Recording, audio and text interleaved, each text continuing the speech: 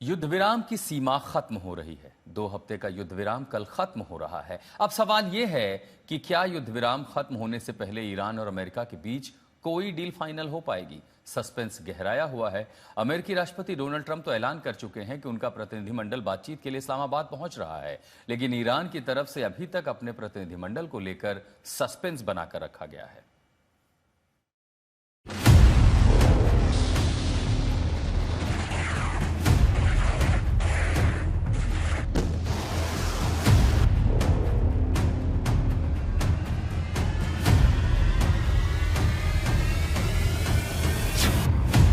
दूसरे दौर की वार्ता होगी या युद्ध का दूसरा राउंड शुरू होगा?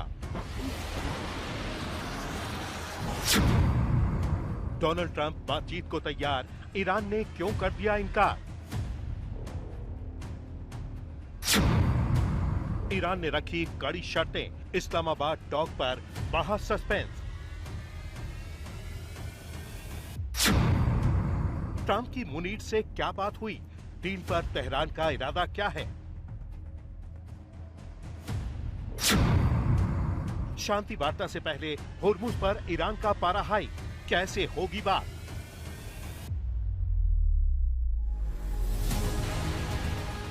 दुनिया में एक बार फिर से ईरान और अमेरिका को लेकर जबरदस्त चर्चा चल रही है।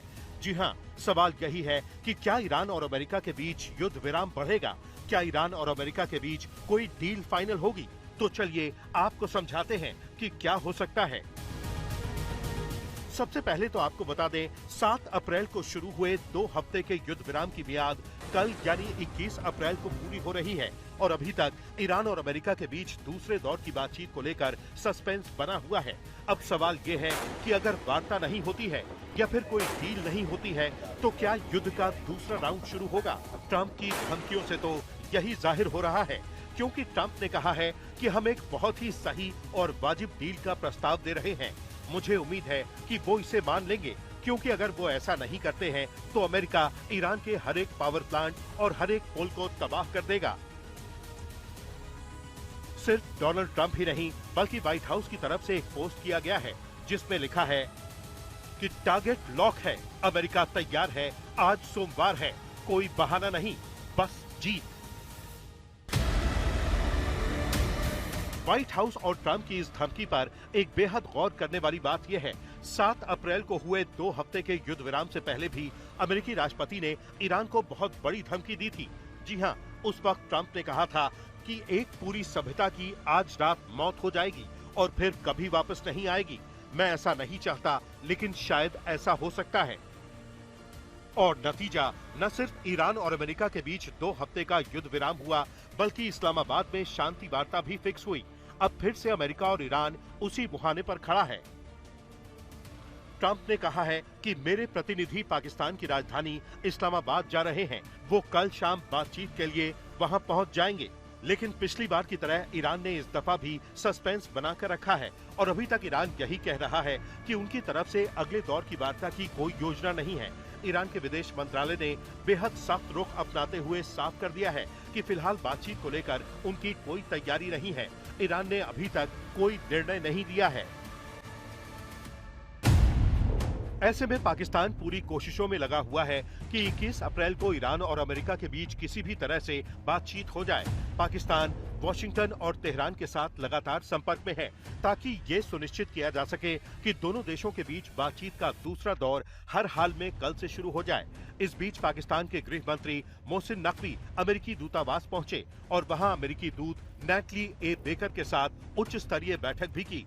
अमेरिका इस्लामाबाद में सुरक्षा को लेकर चिंतित है, तो ईरान अभी शर्तों को लेकर अड़ा हुआ है। हालांकि पाकिस्तान में बातचीत को लेकर तैयारियां भी शुरू कर दी गई हैं।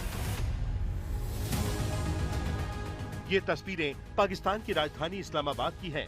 ईरान और अमेरिका के बीच दूसरे राउंड की बातचीत से पहले पूरे शहर को रेड जोन में तब्दील कर दिया गया है। वर्क फ्रॉम होम के आदेश जारी कर दिए गए हैं। रेड जोन में आने वाले सभी दफ्तरों और स्कूलों को बंद करने का आदेश दिया गया है। कर्मचारियों को वर्क फ्रॉम होम का निर्देश दिया गया है। अमेरिका और ईरान के प्रतिनिधि जिन होटलों में रुकेंगे उन्हें खाली करा लिया गया है। इस्लामाबाद की इन तैयारियों को देखकर लगता है कि ये बातचीत संभव हो सकती है। लेकिन सवाल ये भी है कि अमेरिका और ईरान के बीच पहले दौर की बातचीत जहां से खत्म हुई, क्या वहीं से फिर शुरू होगी? आपको बता दें कि पिछली दफा इस्लामाबाद में 21 घंटे चली बातचीत बिना किसी नतीजे के खत्म हो गई। सूत्रों के मुताबिक बात ईरान के न्यूक्लियर प्रोग्राम को लेकर अड़ गई। अमेरिका चाहता था कि 20 साल तक ईरान अपना परमाणु प्रोग्राम रोके और ईरान ने कहा था कि वो 5 साल के लिए अपना परमाणु प्रोग्राम रोकने के लिए राजी है। लेकिन ये बातचीत जैसे ही फेल हुई, अमेरिका ने स्ट्रेट ऑफ हॉर्मुज में ईरान के तेल की नाकाबंदी शुरू कर दी।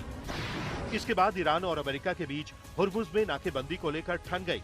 लेकिन दूसरे दौर की वार्ता के लिए एक तरफ तो अमेरिका ने पाकिस्तान के फील्ड मार्शल आसिम मुनीर को तेहरान भेजा, दूसरी तरफ ट्रंप ने ये ऐलान कर दिया कि ईरान उसे अपना सारा यूरेनियम देने के लिए राजी है। ट्रंप ने ये भी दावा किया कि ईरान अब कभी परमाणु बम नहीं बनाएगा। Iran does not have a nuclear weapon, and they've agreed to that. Iran's agreed to that, and they've agreed to it very powerfully.